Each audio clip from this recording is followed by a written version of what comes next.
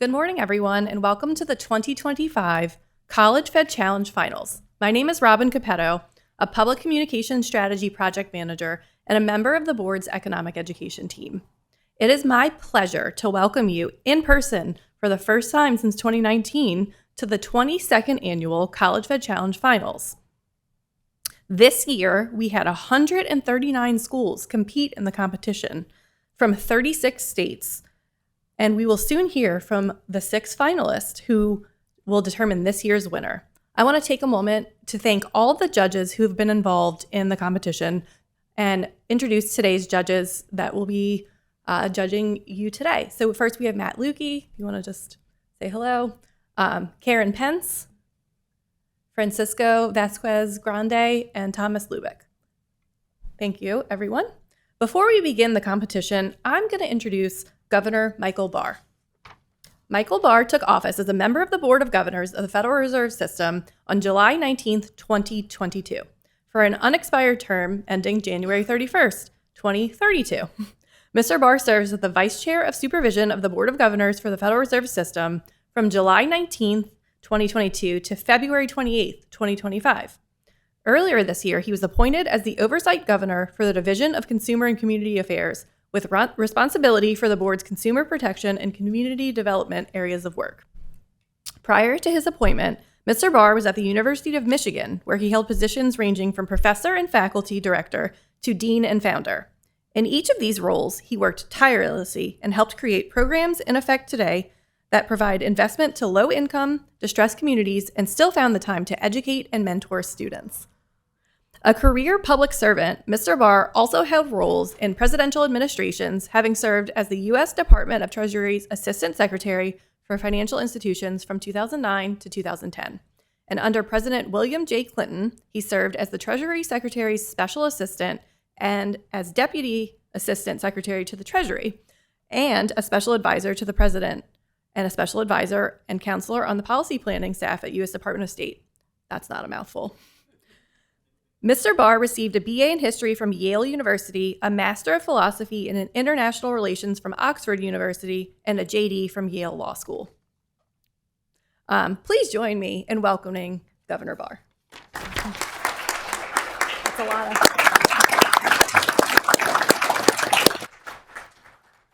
Thanks so much, Robin. It is just absolutely wonderful to be in this room with all of you this morning. To the students, the advisors, and the others who are our guests today, let me extend my warm welcome to the Federal Reserve. I'm glad I could be here this morning for these finals of the College Fed Challenge, which the Federal Reserve Board is hosting for the 22nd year. The challenge for students on the 6th team competing today is to prepare and present a monetary policy recommendation that will best promote the Federal Reserve's dual mandate of stable prices and maximum employment. Let me begin by congratulating the students and advisors of the teams who will face each other today, representing the University of Chicago, Davidson College, Harvard University, the University of Pennsylvania, Pace University, and the University of California at Los Angeles. They advanced to the finals by winning preliminary rounds of the competition earlier this year. A record 139 schools competed in 2025 from 36 states, a geographical reach that I'm pleased to say has steadily grown over the years. I'm also happy that for the first time since the pandemic moved this competition online, these finals are back to being held in person in the very room where the Federal Open Market Committee meets. I sit over there. As a former university leader and a citizen who thinks about the future of our country, I think it is wonderful to see this boardroom filled with bright young minds motivated to learn about a vital function of the Federal Reserve and how it promotes a healthy economy that works for everyone. Only one team will be judged the winner of today's competition, but you are all to be commended for the hard work and skill that brought you here. I feel honored to share this moment with you and to think about what each of you will do over the course of your lives to advance the public interest. In just a couple of weeks, my colleagues and I on the FOMC will meet in this room and sit around this table. The FOMC will be facing very much the same questions that you take up today.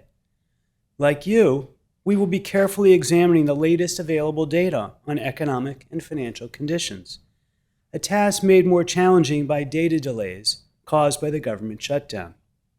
We will apply our understanding of how monetary policy influenced the economy to render our best judgment of the policy stance that will most effectively further the Federal Reserve's dual mandate, as set out by Congress, to promote maximum employment and stable prices.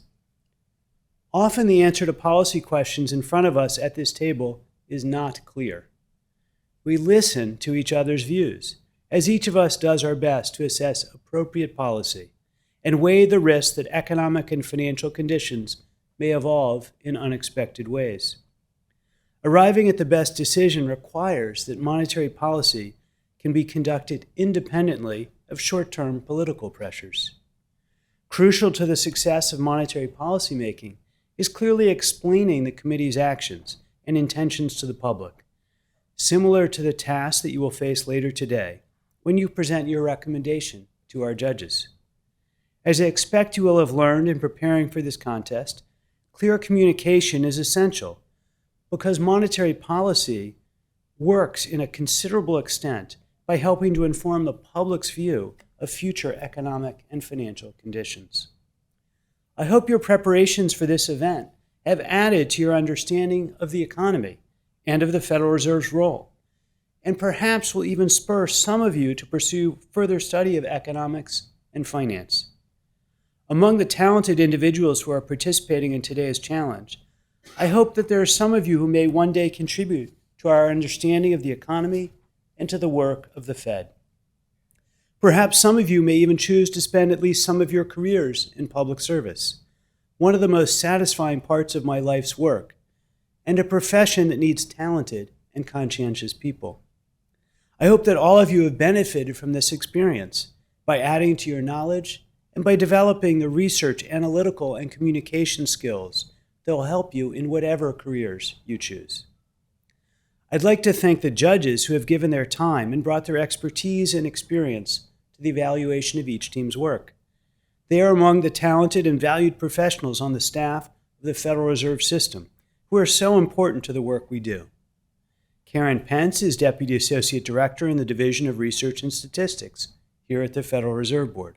Francisco Vasquez Grande is a Senior Advisor in the Division of Monetary Affairs. And Matthew Lukey is Deputy Secretary of the FOMC.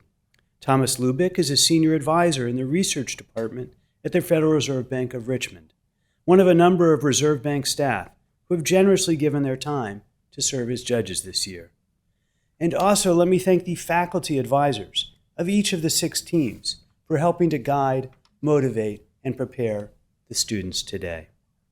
Thanks also to the Federal Reserve staff who have organized the competition this year. Thanks to them and to all of you who are participating, the Fed Challenge is helping to inform the public about our work and investing in your own futures for the benefit of all. In closing, let me wish all of you the best of luck in what I expect will be a spirited competition. Thank you again for being here, and again, a warm welcome to the Federal Reserve.